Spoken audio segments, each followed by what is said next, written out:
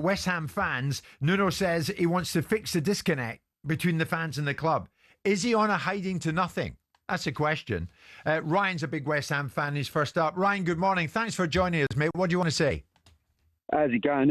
I just want to go on to Stuart's comments, if I can, about the stadium. Yeah. Now, obviously, I heard him say that Upton Park was old and dated. The Boleyn Ground, that was bloody awful, by the way. It had character and it had history. Awful in what way?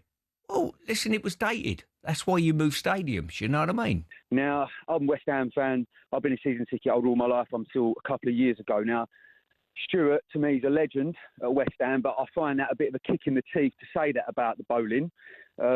It's not old or dated. It had heritage and it had soul and it brought an energy to it that this stadium that we're in now will never have. You know, if you look at the generations of West Ham fans that have come in and out of those turnstiles at the Boleyn Ground, and if you look at the players that have played there, Bobby Moore, Billy Bonds, Paolo Di Canio. Now, like it or not, those people and those players, they left a mark on that stadium, and there's an energy that is left there. And since we have left that ground, you can see in the way that we play, in the way that supporters react to the football, that is what is missing.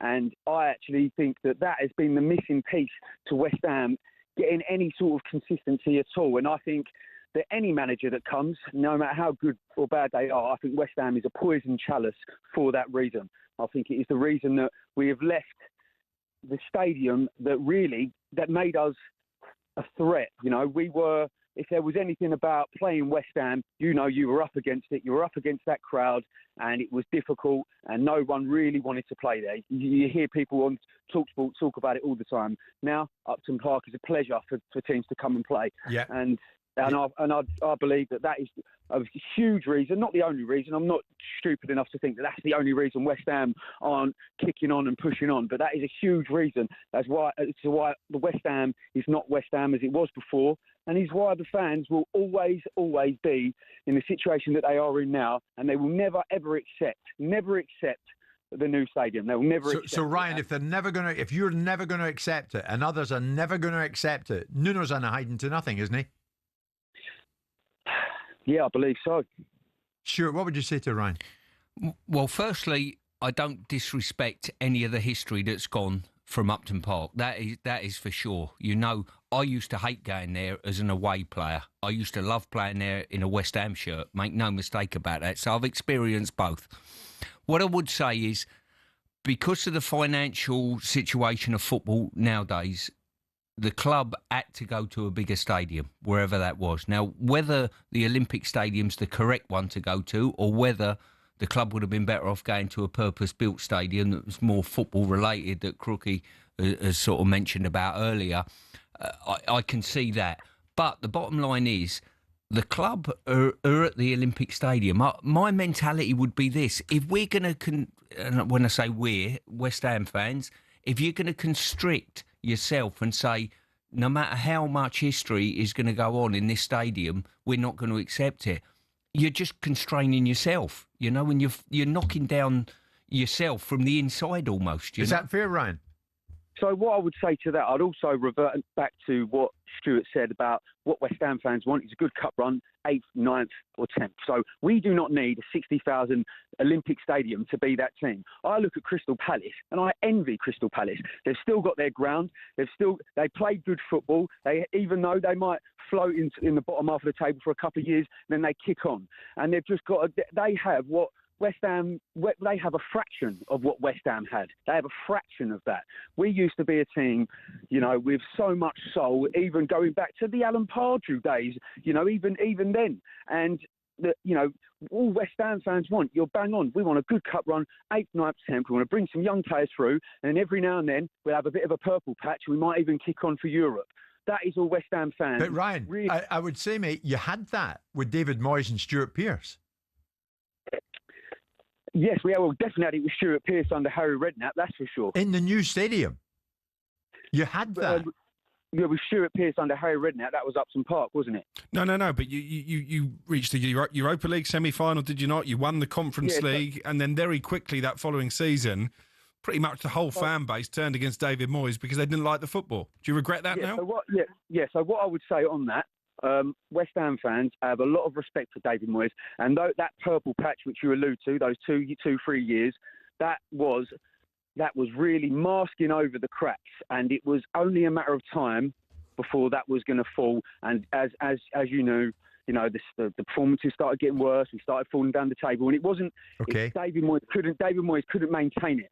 And if he could maintain it, then we would continue to mask over those cracks. However, it couldn't be maintained. And that's not a reflection on David Moyes. That's just a reflection on potentially the ownership getting rid of players like Declan Rice, even though we had to. It's just West Ham aren't the giant that can keep growing and growing. You've made some very good points. I wonder if Mel, who's another West Ham fan, agrees with you. Nuno's on a hiding to nothing, according to Ryan. Do you agree, Mel?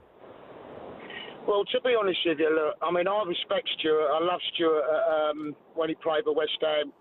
I personally believe when Alan Irvine and Stuart were there, managing West Ham alongside David Moyes, we had some good times. Soon as Stuart left and Alan left, that's when the performances started to go on the decline.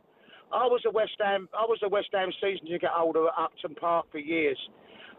I was a season ticket holder at London Stadium for 2 years. There's a massive disconnect at the stadium. It's toxic. There's no atmosphere. It's like a library, and we ain't West Ham anymore. We are not West Ham anymore. We've lost that. The fans have lost the passion. It's reflected on the field. But you know what? It's all down to the board. They're penny pinching constantly, picking up players, freebies. We've had 48 strikers in their tenure. 48 strikers, that is ridiculous. Mel, let me ask you. Nuno says he wants to fix the disconnect between the managerial level and you lot. Are you going to help him do that? Well, do you know what? I'm going to give Nuno time, like I would have given Potter time. He's got to try and bring a bit of unity with the team. But do you know what? Ever campaigning for that ball to go. They need to leave. They've taken this club as far as they can take them, and there's no other way apart from them selling up and going and letting the club move forward and give the fans something they really deserve, because there's nothing better than West Ham fans and passionate West Ham fans. Stuart knows that.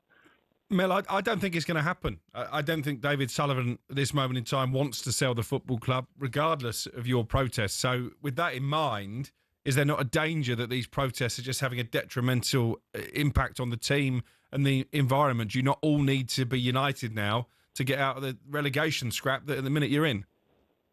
I get that, and I understand that, and it could reflect on the team. But the fans are sick and tired of the lies and the penny pinching and everything else. And the only way we're going to move forward is by them going. Can't they understand that this club, we're going to be at this club until we die. They're going to be at this club until they sell up. They really don't care about the club. Would you take a nation state owning your club over what you've got at the moment?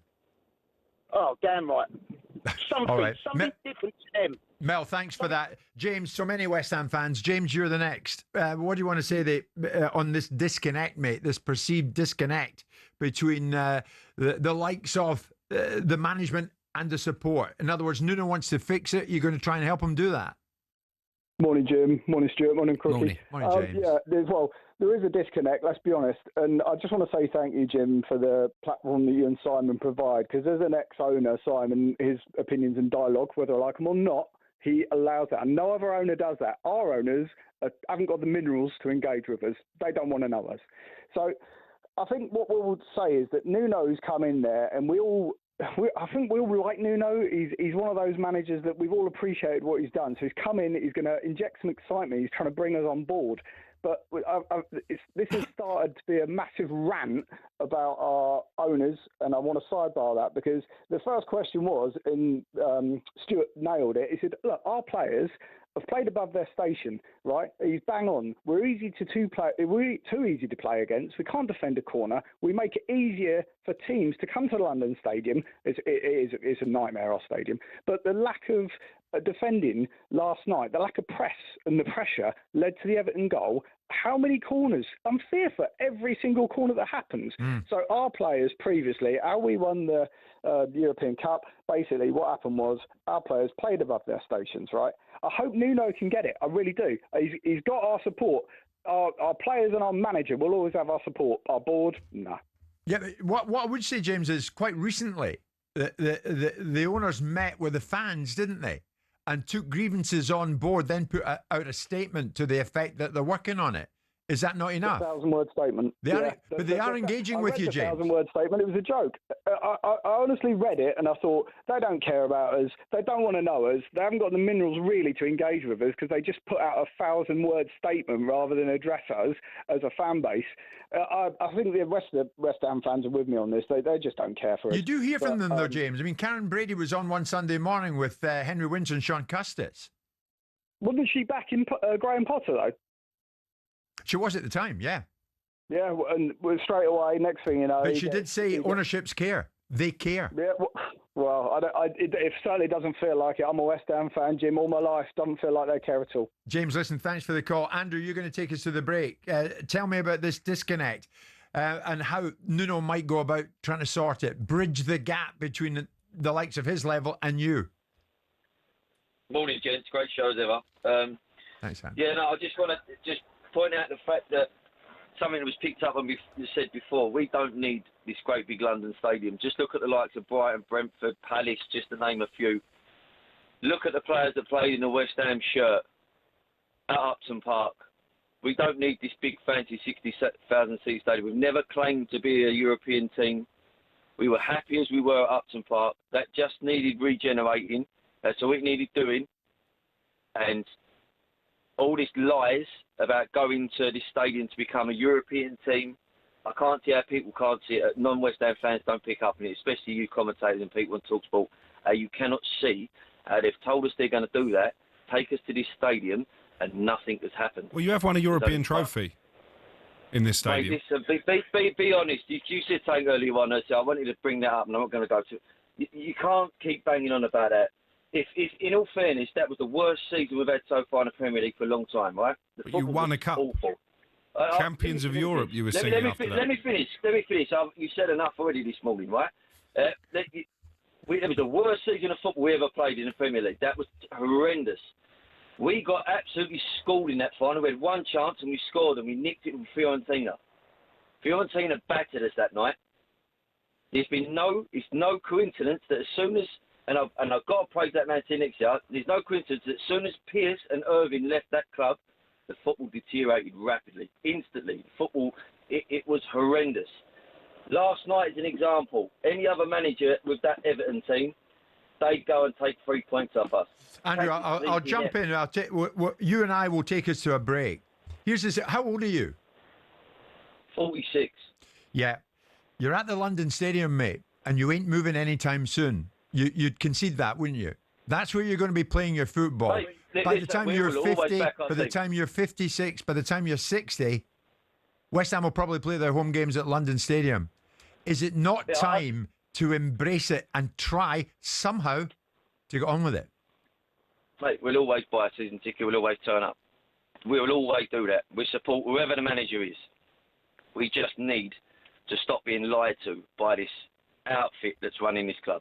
That's all we need. They would push back on that, but Andrew, I take your comments, and we appreciate the time you've given us this morning.